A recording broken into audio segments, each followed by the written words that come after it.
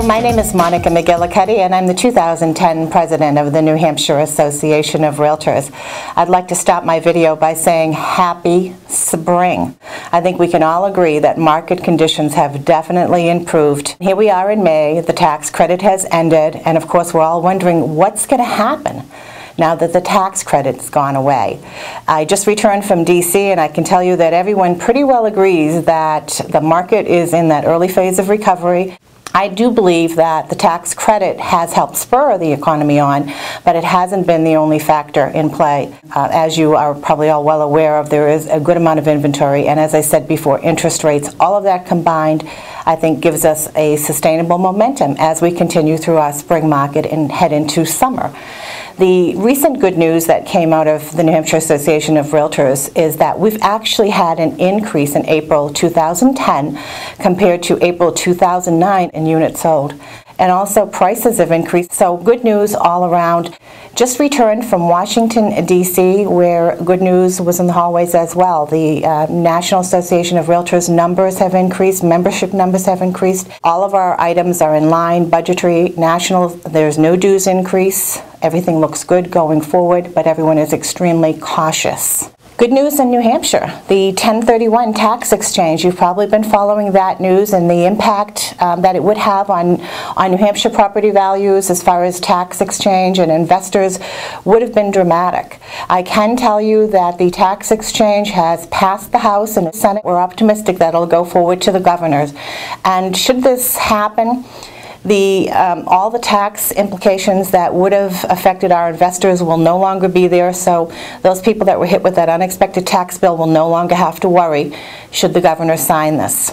This morning we had our executive committee meeting up here at NHAR, and we had several things come forward, but probably the most pressing item was a recommendation from the Bylaws Task Force.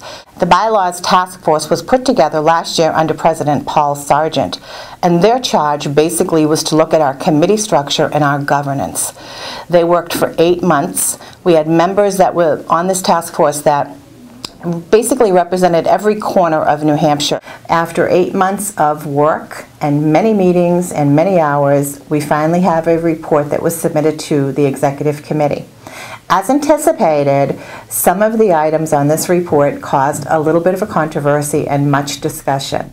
I'm pleased to tell you that the executive committee approved the Bylaws Working Group's report with 4 revisions. And those revisions I'll try to highlight for you. One was the member liaisons position has been increased from 4 current member liaisons to 7. The revisions include that they would be assigned geographical areas that make sense based on their location. And the other revision was that there would be no restriction to their board membership. So in other words, you could have more than 1 or 2 members from one individual board as long as the geographical area made sense. The other item was changes to the forms. Legal Committee had submitted a proposal to the Bylaws Working Group. The Bylaws Working Group had amended that and made some changes. Executive looked at that and reverted it back to the original proposal made by Legal. The other issue involved term limits for our committee chairs. All of our committee chairs, the Bylaws Working Group had said should be consistent as far as how long they can serve. The executive committee looked at the recommendation from bylaws and then changed it back to the original as far as public policy. Understanding that public policy chair, has a lot of relationships that they build in the House, etc. Public policy chair to serve for a 3-year term.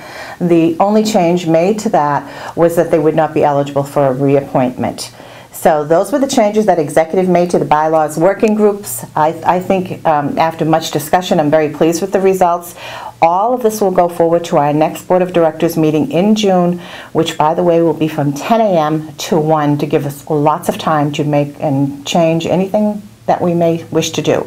I'd like to remind you of a few educational opportunities. If you haven't checked out our website, make sure you go to nhar.org because everything I'm going to talk to you about is up there.